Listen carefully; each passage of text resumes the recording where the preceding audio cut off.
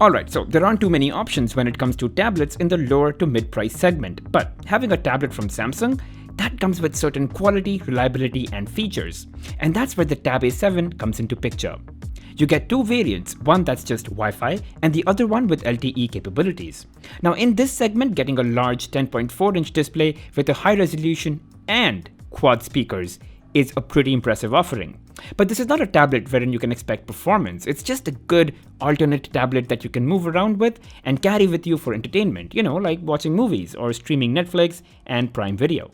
Now, while unboxing, the bummer was that you get a 15-watt charger for a massive 7040 mAh battery. This is going to take long to get charged. You get a Type-C cable, you get your documentation and a SIM ejection tool if in case you get the LTE version. Now, I'm not sure if this is metal, but the material has this metallic finish to it and it's decent at best. But I like how this feels in the hand. It's decently sized, it doesn't feel bulky, it's quite slim, and honestly, it's pretty lightweight after having used something like the Galaxy Tab S7, which is quite heavy in comparison. And there you go, your quad speakers, which we'll talk about a little later. You also get 3.5mm headphone jack. Wow, that's always good to have and rare to see these days. You get a Type-C port for charging. There's also an 8-megapixel camera at the back, just in case if you ever want to take a picture using the tablet, and a 5-megapixel front-facing camera for video calls. Now, the internal storage is just 32 gigs, which is actually quite low, but fortunately you get the option to expanding storage by another 1 terabyte using a microSD card, so that's more than enough for now. Alright, let's fire this up and see what's inside. Now it's running on Android 10 and One UI Core 2.5. But before we move on, talk about the OS, let's talk about the display first. So you get a 10.4-inch TFT display with a resolution of 2000 by 1200 pixels, which is actually quite good for the price tag. But as you can see, it's got significantly large bezels, and that helps in a way because you've got more area to be able to hold the tablet and not have accidental touches. But it's still bezels, and just a bit less would have probably looked better. Now it's a TFT display and not IPS LCD or Super AMOLED, which means it's not quite as punchy in terms of colors and not as bright. But hey, it's not bad in any way, but of course, while using indoors, it's more than enough bright and you'll have absolutely no issues. Outdoors, it could be an issue in bright sunlight. But despite being a TFT, the colors look nice to me. Sure, they're not as vivid as Super AMOLED or IPS LCD, but this in no way is a letdown. I mean, colors do look vibrant enough, and I think it's just a nice screen to have around with you to be able to, consume any kind of media. Also, the viewing angles are not as great, but I don't think that's really something you need to be worried about unless you think you're going to be sharing the screen with 2 more people around you. The screen also doesn't handle reflections too well, so just something you should know. But otherwise, for single use, I think it's just enough to deliver an optimum display experience. Whether you're watching YouTube videos or Netflix shows or movies, it's just decent enough. You'll really not have any complaints, Of course, at this price point, you don't get HDR10 capabilities, but you do get Dolby Atmos, which delivers that really immersive sound experience. And thanks to those quad speakers, you don't need to be connected with earphones. And so in general, it's a decent display at this price point, and it will be just good enough for any kind of light media consumption. And of course, needless to say, it's still a great tablet to just, read content, article, browse through social media feeds, Instagram, Twitter, and all that. Now, let me quickly touch upon performance, and it's not something you can expect much of. It's Snapdragon 662 octa-core processor with just 3 gigs of RAM, so things are definitely not very snappy or very quick.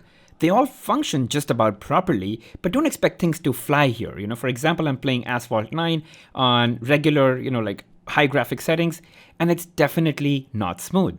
I can experience quite a bit of lag, and I'm sure you'll be able to see that here in the video as well. And that should tell you that it's just not a very viable gaming tablet.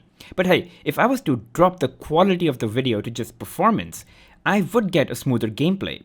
And of course, it would be at the cost of graphic quality. Again, for just day-to-day use and media consumption, the tablet I think is really good to go. But when it comes to gaming, light games, definitely not an issue.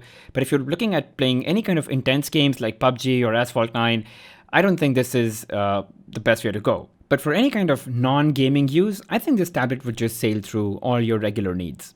Coming to the software, it's running Android 10 with One UI Core version 2.5, which is what you get in M series smartphones as well. Now it's a dumbed down version of the One UI that you get on flagship phones minus some features like Samsung Pay, Bixby, screen recording, link to Windows PC, Samsung Dex, and so on.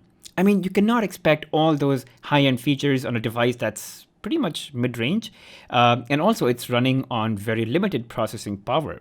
You kind of get a very deep integration in the software with Netflix and even Spotify. So, you can search in the app drawer itself for a movie or a show or a song, and you can just get the results right there. And the fact that this has quad speakers, this in itself is like a mini speaker, so it can pretty much fill up a small bedroom easily. And the Galaxy Tab A7 also comes with Samsung's Knox security. So, all your data, your personal information is a lot more secure with Knox encryption than with other tablets in this price segment that don't have that.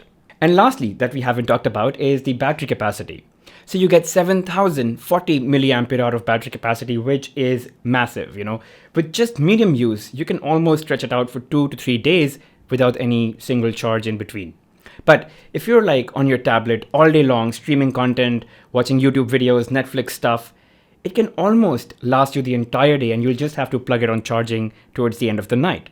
Now, just one thing to note, you get a 15-watt charger, which may take quite a while to charge that 7,040 milliampere hour battery capacity. So just something to keep in mind. Anyway, I think overall, the tablet is really great for just watching content, streaming media, entertainment, listening to music, because as I said, it's got quad speakers. So it's pretty much a loudspeaker in itself. And you also get a really nice display, like 10.4 inches in this price segment, which is quite nice.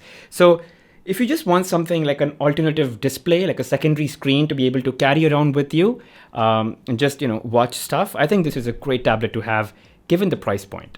Anyway, that's it from me on the Tab A7. If you've got any questions, feel free to drop them in the comments section below. And as always, guys, thanks for watching. Don't forget to drop a like, hit the subscribe button and that bell icon. I'll see you guys in the next one.